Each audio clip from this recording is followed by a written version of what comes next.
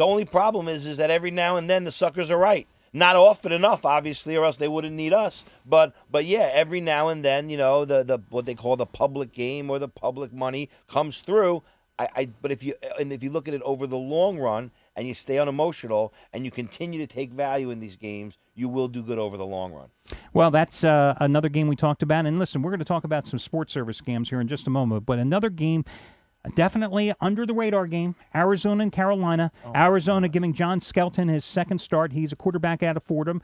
His first start, they managed to upset the Denver Broncos last week at home and end their losing streak. It's kind of ironic. They have given two rookie quarterbacks, they being the Cardinals this year, their first starts. Max Hall, I think they upset the New Orleans Saints in that start. Right. And this guy, Skelton, who, before last week, I knew nothing about him other than his name was John Skelton, and he came from Fordham. I mean, what did I have to know? He was a third-string quarterback. But he's going to get the start here again. Carolina, I'll tell you what, the Panthers are a one-win team. The one win came at home when they upset San Francisco. They are starting to run the ball effectively the last couple of weeks with Jonathan Stewart. Arizona has no defense. They can't stop the run. This actually might be a place to play the Carolina Panthers, laying the 3 points at home. Would I put my money on it? Absolutely not. I never put good money on bad teams. But really, on the board, if you're in a suicide pool, I'm telling you, Carolina is a play here. I don't think these teams could score 38 points combined in 2 full games. Oh, so you like the under? I like the under in this game. I mean, I'm watching these teams all season, and they are pathetic. And like we talked about, and what you say is right, and Carolina's going to run the ball more effectively. That, to me, means long time-consuming drives. And if that's the case, it's going to be very hard to get to this 38 number. We're going to go back and continue to dissect some of your games here. I'm Al DeMarco along with Steve Budin. This is the Pick Nation Report, and we join you every Sunday breaking down all your NFL action from a point spread perspective. But first, Steve, 25 years in this business, there's little I haven't seen, little I haven't done, and in this particular case, haven't done it, but I'm totally aware of all the scams that are perpetrated by the shysters, the carnival barkers out there. And one of them I want to talk about is the guys that they run a split service. And what I mean by that is they sell some of their plays on the internet, but they hold their best bets and they sell them via a phone service. And they're half pregnant. Right, yeah. They'll call it some fancy club name. It's my $1 billion, $zillion executive club. Yeah, I mean, it's the Four Diamonds Club. It's some bizarre name which you never know how many members that they have.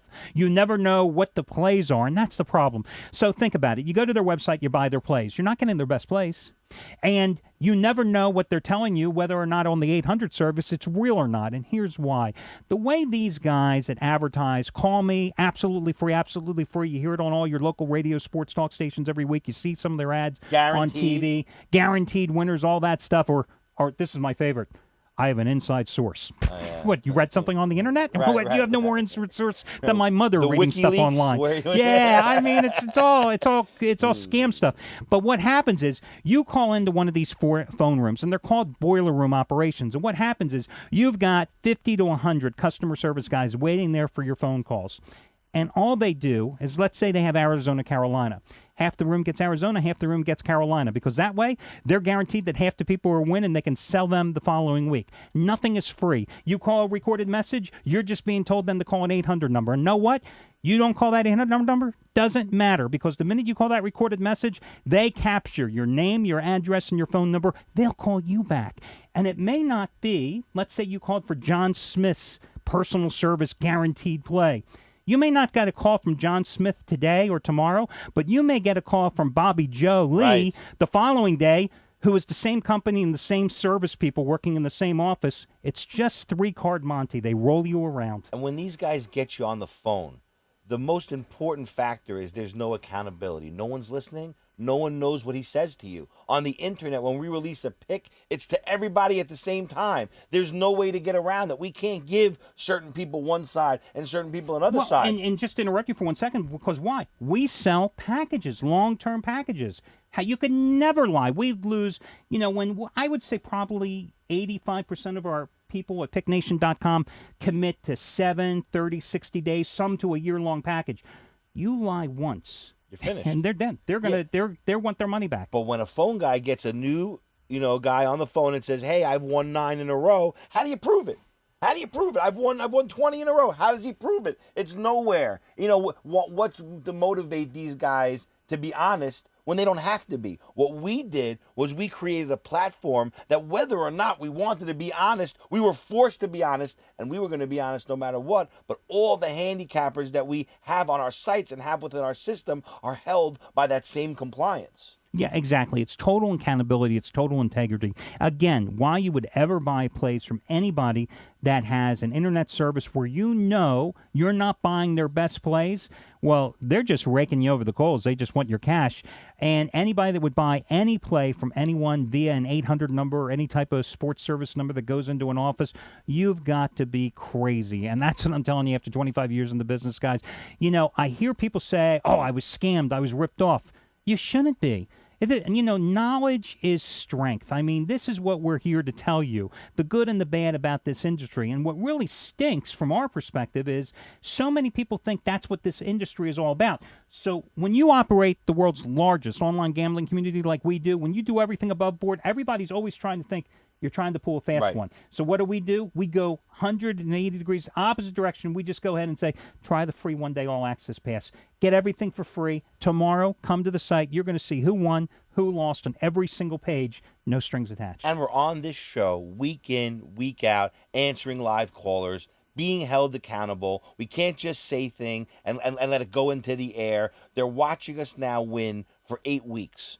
8 weeks they're watching us win. I mean, at some point they have to say to themselves, hey, these guys are for real. And that's what we bring to the table. You know, it was very hard when we went into this business knowing that we had to overcome everything that we had to overcome that's happened in the past with this industry. And because of that, we go out of our way to make sure that everything is transparent and that everything is above board. Because if we don't, we can't expect to keep our customers long term. Absolutely. So that's our little tip to you. If we have time, we'll talk about a few other scams that are out there that you should be made aware of.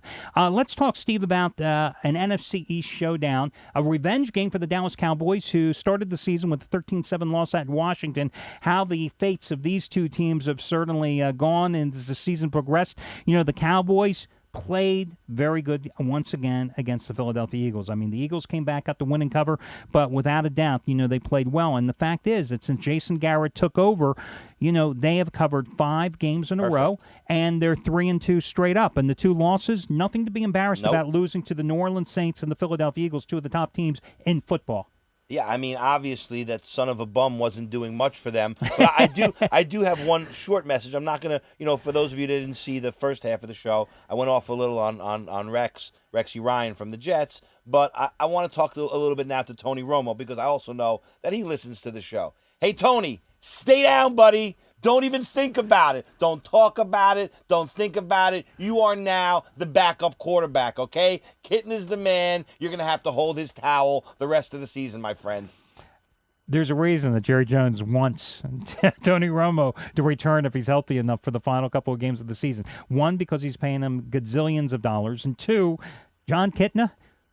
Man, oh man, I don't think John Kitna can throw the deep ball. A deep ball for John Kitna is like an 18-yard route, and if it's an out route, oh, you got real problems. Yeah, he's got to throw it up and let it come down. Trajectories are a very big part of it. But listen, Tony Romo's a fake. Forget Tony Romo. I mean, they thought Jessica Simpson was bad for Tony Romo. Look what happened to Jessica Simpson since Tony Romo. I think Tony Romo was bad for Jessica Simpson, not the other way around. But she was cuter and she was thinner when she was dating Romo. I don't know what happened. But it's so much for this being a family show. Let's talk about, but, you know, one thing about John Kitna, though, I will give him props. You know, I had the over as my best bet last Sunday with Dallas and Philadelphia, and there was a key possession late in the game where it was a 4th down play, and Kitna rumbled. I don't know if rumbled is the correct word, but he rumbled. I mean, he looked about as fast as me, and that doesn't say a lot, okay? But he rumbled for that first down. It was a key first down, kept the scoring drive going. So I want to say thank you to John Kitna. But I do think in this particular game, you know, there was Washington last week. I mean, the final play of that game against Tampa Bay at home, Donovan McNabb, driving rainstorm. It was like a monsoon. He drives them down the field. He gets them the game-tying touchdown. They go to get the extra point. Gimme. He couldn't hold the ball. Man. The placeholder couldn't hold the ball. They cut him. Yesterday. Or, I'm sorry, not yesterday, Tuesday or Wednesday of this week. Tuesday, I think it was. They cut him. They have a new holder now for the place kicker. So you lose that game, a game that you could have forced overtime. You got the Cowboys playing well, running the ball exceptionally well. I think that this one, the Cowboys just run up the score, and I don't think the Washington Redskins can do a thing about it.